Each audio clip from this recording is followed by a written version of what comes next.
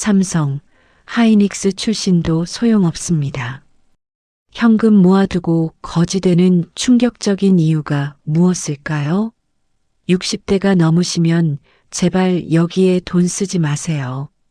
지금 이 영상을 보고 계신 분들 중에 혹시 이런 생각 하신 적 있으신가요? 나는 평생 열심히 살았는데 왜 은퇴하고 나니 이렇게 허전하지? 통장에 돈은 있는데 왜 이렇게 불안하지?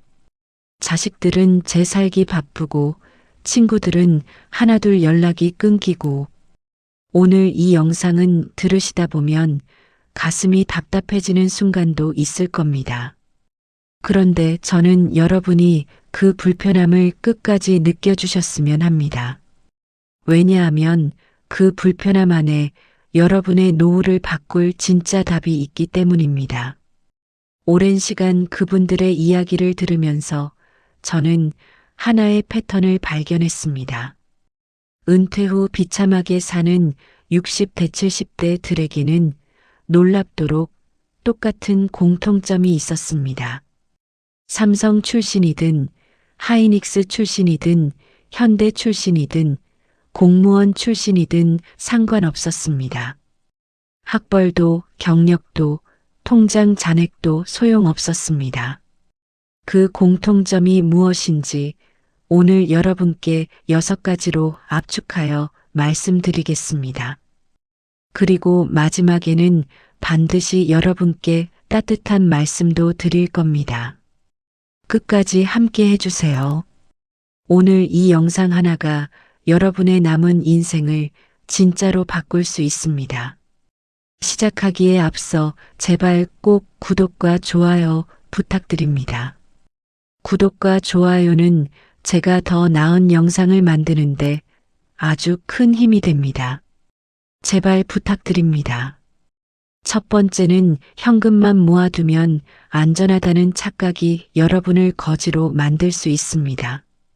여러분, 솔직히 말씀드리겠습니다. 현금이 많다고 노후가 안전한 게 아닙니다. 오히려 현금만 붙들고 있는 분들이 가장 빠르게 무너지는 걸 저는 수도 없이 목격했습니다. 경기도 수원에 사는 박정수 씨, 올해 66입니다. 그분은 한때 중견기업 부장이셨습니다. 퇴직할 때 퇴직금과 그동안 모아둔 돈을 합쳐서 2억 3천만 원을 손에 쥐셨습니다. 주변에서 주식이다, 부동산이다 권유했지만 박 씨는 귀를 막았습니다. 나는 그런 거 몰라. 그냥 은행에 넣어두면 돼. 안전하게. 은행 적금, 예금, 전부 현금성 자산으로만 굴리셨습니다. 처음 2년은 괜찮았습니다. 이자도 조금 나오고 통장 보면서 안심도 되고 그런데 3년이 지나면서 슬슬 이상한 느낌이 들기 시작했습니다. 제가 박 씨를 처음 만난 건 서울 종로의 한 강연장이었습니다. 2023년 겨울 오후 2시쯤이었는데 창문으로 차가운 햇볕이 들어오던 날이었습니다. 강연이 끝나고 박 씨가 저한테 다가오셨어요. 점퍼 주머니에 손을 찔러 넣고 약간 쑥스러운 듯한 표정으로 선생님, 저 솔직히 여쭤봐도 될까요? 물론이죠. 말씀해 보세요. 저 은행에 2억 넘게 있거든요. 근데 요즘 왜 이렇게 불안한지 모르겠어요. 돈이 있는데 왜 이렇게 무서운지. 저는 그 말을 듣고 잠깐 멈췄습니다. 그리고 천천히 여쭤봤습니다. 박 선생님, 그 돈 10년 뒤에도 같은 가치일 것 같으세요? 박 씨가 표정이 굳었습니다. 그게 무슨 말씀이세요? 물가가 매년 오릅니다. 지금 2억 3천이 10년 뒤에는 실질적으로 1억 5천도 안 될 수 있어요. 현금은 안전한 게 아니라 가장 천천히 죽어가는 자산입니다. 그 말에 박 씨 얼굴이 하얗게 변했습니다. 여러분, 이게 바로 현실입니다. 현금은 손에 쥐고 있을 때는 안심이 됩니다. 그런데 시간이 지날수록 그 현금의 실질 구매력은 소리 없이 줄어들고 있습니다. 2억이 통장에 있어도 10년 뒤 그 돈으로 살 수 있는 것들은 지금의 절반 수준이 될 수 있습니다. 더 심각한 문제는 따로 있습니다. 현금만 가진 분들은 돈을 쓰는 것 자체를 공포로 느끼기 시작합니다. 병원비가 두렵고 손주 용돈 주는 것도 두렵고 여행은 꿈도 못 꿉니다. 통장 잔액이 조금이라도 줄어들면 심장이 쪼그라드는 느낌. 이게 바로 현금 강박입니다. 현금이 많을수록 더 가난하게 사는 역설. 이걸 저는 수백 명에게서 직접 목격했습니다. 박 씨는 결국 2억 중 일부를 배당주와 월세 수익형 자산으로 옮기셨습니다. 처음에는 무서웠다고 하셨습니다. 그런데 6개월 뒤 만났을 때 박 씨가 이런 말씀을 하셨습니다. 선생님, 이상하게 돈을 굴리기 시작했는데 오히려 마음이 편해졌어요. 통장 숫자보다 매달 들어오는 돈이 생기니까 이게 진짜 안전한 거구나 싶더라고요. 현금은 당신을 지켜주는 갑옷이 아닙니다. 서서히 녹아내리는 얼음덩어리입니다. 두 번째는 대기업 출신이라는 타이틀, 은퇴 후에는 독이 될 수도 있습니다. 이 이야기를 꺼내면 많은 분들이 불쾌해하십니다. 그래도 말씀드려야 합니다. 왜냐하면 이게 은퇴 후 불행의 가장 흔한 원인 중 하나이기 때문입니다. 삼성, 하이닉스, 현대, LG, 포스코, 공기업. 이름만 들어도 고개가 끄덕여지는 직장. 거기서 30년 일하셨다면 당연히 자부심이 있으십니다. 그 자부심은 소중합니다. 그런데 문제는 그 자부심이 은퇴 후에도 그대로 남아서 현실을 가리기 시작할 때입니다. 인천 부평에 사시는 최영민 씨, 64살. 현대중공업에서 28년 근무하시고 차장 직급으로 퇴직하셨습니다. 퇴직 후 동네 모임에도 나가고 지인들과도 만나셨는데 어딜 가도 자기소개를 이렇게 하셨다고 합니다. 저 현대중공업 차장 출신입니다. 처음에는 사람들이 오, 대단하시네요 했습니다. 그런데 6개월, 1년이 지나면서 반응이 달라졌습니다. 모임에서 슬슬 최 씨를 부르는 횟수가 줄었습니다. 같이 밥 먹자는 연락도 뜸해졌습니다. 최 씨가 저한테 전화를 하셨을 때는 퇴직 후 1년 반이 지난 시점이었습니다. 저녁 9시쯤 목소리가 약간 잠겨 있었습니다. 선생님, 요즘 이상해요. 사람들이 저를 피하는 것 같아요. 제가 뭘 잘못한 건지. 최 선생님, 솔직하게 여쭤봐도 될까요? 모임에서 주로 어떤 이야기 하세요? 제 경험이나 예전에 회사에서 있었던 일이나 어떻게 프로젝트를 이끌었는지. 그 이야기를 얼마나 자주 하세요? 자주 하는 편이죠. 제가 아는 게 그거니까요. 최 선생님, 지금 그 모임분들이 듣고 싶은 이야기가 뭘지 한번 생각해 보셨어요? 긴 침묵이 흘렀습니다. 이게 현실입니다. 은퇴 후의 세계에서는 과거의 직함이 통하지 않습니다. 모임에서 전 현대중공업 차장은 그냥 60 넘은 이웃 아저씨입니다. 그 공간에서 중요한 건 지금 당신이 어떤 사람이냐는 겁니다. 지금 얼마나 유머가 있는지, 얼마나 남의 이야기를 잘 들어주는지, 얼마나 같이 있으면 편한 사람인지. 과거의 명함으로 현재를 살려고 하면 사람들은 떠납니다. 소리 없이, 아무 말도 없이. 그게 더 잔인합니다. 최 씨는 그 이후로 모임에서 스타일을 바꾸셨습니다. 자기 이야기 대신 상대방에게 질문을 먼저 하기 시작하셨습니다. 처음에는 어색하고 억지스럽다고 하셨는데 3개월이 지나니 모임에서 다시 연락이 오기 시작했다고 하셨습니다. 과거의 직함은 과거에 두고 오세요. 그걸 들고 다니면 현재가 무거워집니다. 3번째는 자식에게 쏟아붓는 돈. 그것이 여러분을 가장 빠르게 망가뜨립니다. 이 이야기가 오늘 중에서 가장 아플 수 있습니다. 그래서 더 천천히, 더 정확하게 말씀드리겠습니다. 자식을 사랑하는 것 당연합니다. 자식이 힘들 때 돕고 싶은 것 인지상정입니다. 그런데 제가 만난 수많은 시니어들 중 노후에 가장 빠르게 경제적으로 무너진 분들의 공통점이 뭔지 아십니까? 바로 자식에게 무계획적으로 돈을 쏟아부은 분들이었습니다. 대구 수성구에 사시는 이순자 씨 68. 남편은 5년 전 먼저 세상을 떠나셨고 혼자 아파트 한 채와 노후 자금 1억 8천만 원을 갖고 계셨습니다. 아들이 셋인데 둘째 아들이 사업을 한다며 3천만 원을 빌려달라고 했습니다. 이 씨는 망설였습니다. 그런데 아들이 이런 말을 했습니다. 어머니, 저 이번 기회 놓치면 정말 힘들어요. 6개월 뒤에는 꼭 갚을게요. 어머니 믿어요? 이 씨는 3천만 원을 줬습니다. 6개월이 지났습니다. 아들한테 연락했더니 어머니, 사업이 좀 더 어렵네요. 조금만 더 기다려주세요. 또 6개월이 지났습니다. 1년이 지났습니다. 그러더니 아들이 다시 전화를 했습니다.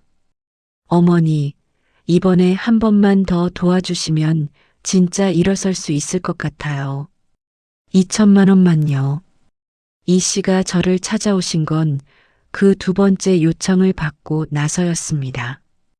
강남의 한 카페, 오후 3시쯤이었는데 이 씨는 커피도 못 드시고 손만 꼭 쥐고 계셨습니다. 선생님, 저 어떻게 해야 해요? 아들이 또 달라는데 안 주면 나쁜 엄마가 되는 것 같고. 이 선생님, 지금 남은 노후 자금이 얼마세요?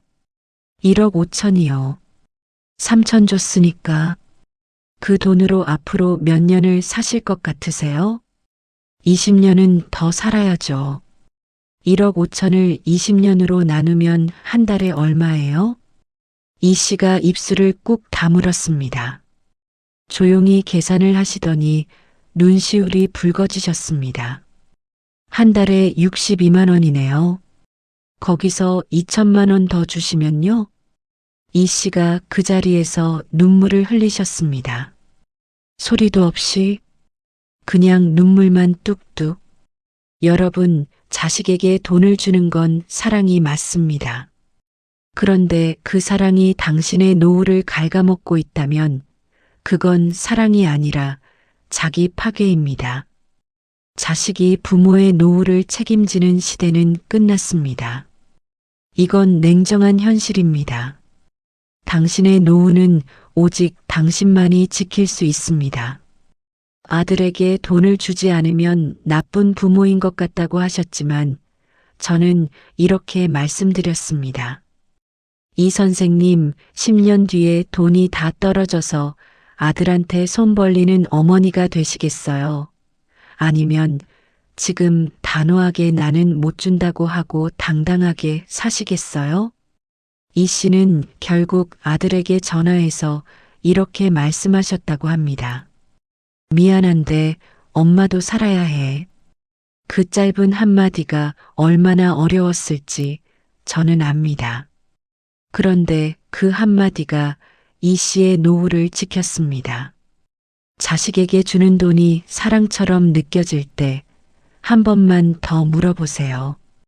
이게 사랑인지 두려움인지 네 번째는 건강에 돈 안 쓰는 60대, 70대 5년 뒤 전 재산이 병원비로 사라질 수 있습니다.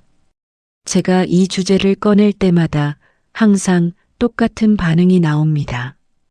그거 당연한 거 아닌가요? 맞습니다. 당연한 말입니다. 그런데 당연한 걸 알면서도 안 하는 게 인간입니다. 특히 60대 이상 시니어 분들은 건강에 대한 투자를 사치로 여기는 경향이 있습니다. 아프면 참고, 검진은 미루고, 운동은 나중으로. 부산 해운대에 사시는 정태호 씨 62, 건강하다고 자부하셨습니다. 젊을 때부터 술도 별로 안 드시고 담배도 안 피우셨습니다. 그래서 병원? 1년에 한 번 동네 의원 가는 게 전부였습니다. 정 씨는 건강검진도 2년에 한 번으로 줄이셨습니다. 돈 아끼려고라고 하셨습니다. 그러다 62살 여름 갑자기 복부에 통증이 왔습니다. 처음에는 체한 거라고 생각하고 소화제 드셨습니다. 사흘이 지나도 낫지 않아서 병원을 갔더니 대장암 3기 진단이 나왔습니다. 정 씨가 저한테 문자를 보내셨을 때 저는 서울에 있었습니다. 밤 11시가 넘었는데 문자가 왔습니다. 선생님, 저 암 걸렸어요. 3기래요. 수술하고 항암 치료해야 한다는데 치료비가 어마어마하게 나온대요. 지금 가진 돈 다 써도 될지 모르겠어요. 너무 무섭습니다. 저는 그 문자를 보고 한참 앉아 있었습니다. 아무 말도 못하고. 정 씨는 이후 수술과 항암 치료를 받으셨습니다. 치료비만 8천만 원이 넘었습니다. 퇴직금으로 모아둔 돈의 절반이 넘게 날아갔습니다. 1년 반의 치료 기간 동안 정 씨는 혼자 부산병원과 서울병원을 오가셨습니다. 아내는 고관절 수술 후 거동이 불편하시고 자식들은 일 때문에 자주 올 수 없었습니다. 정 씨가 치료를 마치고 저를 만났을 때 하신 말씀이 지금도 귀에 생생합니다. 선생님, 매년 건강검진 제대로 받고 운동 좀 했더라면 검진비 몇만 원이 아까워서 결국 8천만 원 날린 거잖아요. 내가 바보 같아서 웃음도 안 나와요. 여러분, 이게 현실입니다. 60대의 건강 투자는 사치가 아닙니다. 이건 보험입니다. 가장 확실한 노후 자산 보호 수단입니다. 매년 건강검진 제대로 받으세요. 치아 관리하세요. 관절 챙기세요. 운동하세요. 이게 아깝다고 생각하시는 분들께 저는 단호하게 말씀드립니다. 지금 건강에 100만 원 쓰는 것과 5년 뒤 암 선고받고 5천만 원 쓰는 것, 어느 쪽이 더 아깝습니까? 건강에 돈 안 쓰는 건 절약이 아닙니다. 그건 미래의 나를 담보로 잡힌 빚입니다. 5번째로 혼자가 되는 것을 두려워해서 잘못된 사람에게 매달리는 비극을 범하지 마십시오. 은퇴 후 가장 무서운 감정이 뭔지 아십니까? 외로움입니다. 직장이 사라지면서 매일 보던 동료들이 사라집니다. 역할이 사라지면서 나는 누구인가라는 질문이 밀려옵니다. 그 공백을 채우기 위해 많은 분들이 잘못된 선택을 합니다. 자기를 이용하는 사람에게 매달리거나 돈을 주면서 관계를 유지하려 하거나 아니면 각종 종교단체나 투자 모임에 빠져들거나. 경기도 성남에 사시는 윤미경 씨 65, 남편과 사별한 지 3년째입니다. 아이 둘은 서울과 미국에 흩어져 살고 있어서 윤 씨는 사실상 혼자입니다. 어느 날 동네 카페에서 비슷한 또래 여성 모임을 알게 됐습니다. 처음에는 좋았습니다. 매주 화요일 오전 카페에 모여서 이야기 나누고 가끔 같이 밥도 먹고 윤 씨는 그 모임 덕분에 살 것 같다고 하셨습니다. 그런데 3개월이 지나면서 이상한 일이 생기기 시작했습니다. 모임 중 한 명이 자꾸 윤 씨한테만 따로 연락을 해서 투자 이야기를 꺼냈습니다. 언니, 나만 알려주는 건데. 이거 진짜 좋은 거야. 원금 보장에 월 3% 수익이래. 나도 넣었어. 윤 씨는 처음에는 거절했습니다. 그런데 그분이 자꾸 연락하고 밥도 사주고 관심도 가져주니까 마음이 흔들렸습니다. 그 관심이 좋았던 겁니다. 외로웠으니까요. 윤 씨가 저한테 상담을 요청하신 건 결국 2천만 원을 입금하기 직전이었습니다. 전화 통화에서 윤 씨 목소리가 떨렸습니다. 선생님, 이거 넣어도 될까요? 그분이 진짜 좋은 사람인 것 같아서요. 저한테 관심도 많이 가져주고. 윤 선생님, 그분이 윤 선생님 아니었어도 똑같이 그 관심을 보였을 것 같으세요? 침묵. 만약 윤 선생님한테 돈이 없었다면요? 또 침묵. 그 사람이 나를 좋아하는 게 아니라 내 돈을 좋아하는 건가요? 윤 씨는 결국 입금을 하지 않으셨습니다. 나중에 알고 보니 그 투자는 전형적인 다단계였습니다. 모임의 다른 분들도 피해를 입었다고 들었습니다. 여러분, 은퇴 후 외로움은 정말 무섭습니다. 그 외로움이 판단력을 흐리게 합니다.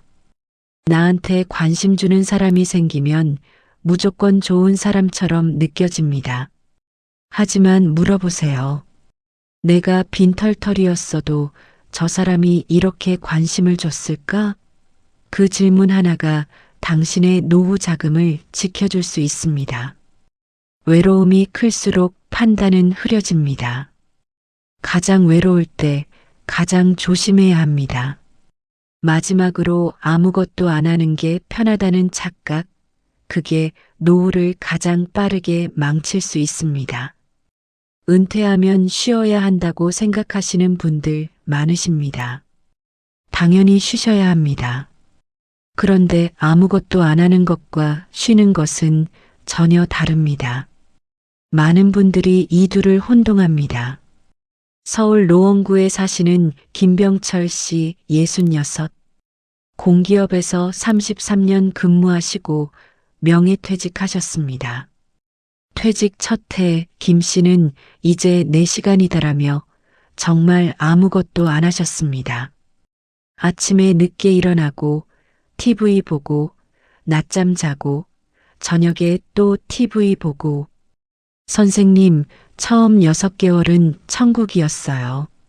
진짜로요. 알람 없이 자고 출근 안 해도 되고 그게 그렇게 좋을 수가 없었어요. 그런데 6개월이 지나면서 달라지기 시작했습니다. 점점 이상해지더라고요. 아침에 일어나도 딱히 할 게 없고 뭔가를 해야 할 것 같은데 뭘 해야 할지 모르겠고 TV 보는데 집중이 안 되고 그러더니 자꾸 예전 직장 생각이 나고 회의 생각이 나고 심지어 상사 얼굴도 보고 싶더라니까요. 그 싫어했던 상사가요. 김 씨가 저를 만난 건 퇴직 1년이 되던 즈음이었습니다. 겨울 초입 종로 근처 설렁탕집에서 밥을 먹으며 이야기를 나눴는데 뜨거운 국물을 앞에 두고도 김 씨 표정은 썰렁했습니다. 선생님, 저 요즘 아침에 일어나기가 싫어요. 일어나봤자 할 게 없으니까. 이러다가 제가 치매 오는 거 아닌가 싶기도 하고. 김 선생님, 지금 하루에 뭔가 완성하는 게 있으세요? 오늘 이걸 했다 싶은 것이요. 없어요. 딱히. 그게 문제예요. 인간은 역할이 있을 때, 목표가 있을 때 살아있음을 느낍니다. 그게 없어지면 뇌가 먼저 무너지기 시작해요. 연구 결과가 이걸 뒷받침합니다. 은퇴 후 아무런 활동 없이 지내는 사람들은 그렇지 않은 사람들에 비해 인지 기능 저하 속도가 훨씬 빠릅니다. 단순히 심심한 게 아닙니다. 뇌가 실제로 쪼그라드는 겁니다. 김 씨는 그 이후로 동네 도서관에서 주 2회 책 읽기 모임을 시작하셨고 손주들한테 역사 이야기를 들려주는 할아버지 역사교실을 유튜브로 시작하셨습니다. 구독자가 지금 3,000명이 넘었다고 합니다. 선생님, 이게 돈을 많이 버는 건 아닌데 매일 아침 일어나는 이유가 생겼어요. 그게 그렇게 다를 수가 없어요. 여러분, 은퇴는 삶의 끝이 아닙니다. 새로운 역할을 찾아야 하는 시작점입니다. 그 역할이 거창할 필요 없습니다. 동네 주민센터 봉사도 좋고 손주 글쓰기 봐주기도 좋고 텃밭 가꾸기도 좋습니다. 중요한 건 오늘 내가 뭔가를 했다는 느낌입니다. 그게 노후를 지키는 가장 작지만 가장 강력한 무기입니다. 아무것도 안 하는 것이 편한 게 아닙니다. 그건 당신의 뇌에게 천천히 작별을 고하는 겁니다. 현금만 붙들고 있다가 실질 자산이 녹아내리는 이야기. 과거의 직함을 들고 다니다 사람들에게 외면당하는 이야기. 자식에게 돈을 쏟아붓다 노후를 잃는 이야기. 건강에 인색하다 전 재산을 병원비로 날리는 이야기. 외로움에 지쳐 잘못된 사람에게 매달리다 사기를 당하는 이야기. 아무것도 안 하다 뇌가 먼저 늙어버리는 이야기. 저는 오늘 이 이야기들을 하면서 여러분을 공격하려던 게 아닙니다. 여러분이 억울하게 무너지는 걸 보고 싶지 않아서입니다. 여러분은 평생을 쌓아오셨습니다. 가난한 시절을 버텨내셨고 가족을 먹여 살리셨고 이 나라의 경제를 만드셨습니다. 그 세대가 여러분이십니다. 그렇게 힘들게 쌓아온 것들이 노후에 허무하게 무너지는 걸 저는 두 눈 뜨고 볼 수가 없습니다. 그래서 오늘 이렇게 직설적으로 말씀드린 겁니다. 지금 이 순간부터 늦지 않았습니다. 60이어도 65이어도 70이어도 늦지 않았습니다. 현금만 붙들고 계셨다면 오늘부터 조금씩 굴리는 방법을 공부하시면 됩니다. 과거 직함에 기대고 계셨다면 오늘부터 지금의 나로 사람들을 만나시면 됩니다. 자식에게 끝없이 주고 계셨다면 오늘 나도 살아야 한다는 말을 마음속으로 한 번만 해보세요. 건강검진을 미루고 계셨다면 이 영상이 끝나는 즉시 예약 전화 한 통만 하세요. 외로움에 시달리고 계셨다면 오늘 한 군데만 건강한 모임을 찾아보세요. 아무것도 안 하고 계셨다면 내일 아침 딱 하나, 작은 목표 하나만 세워보세요. 거창하지 않아도 됩니다. 완벽하지 않아도 됩니다.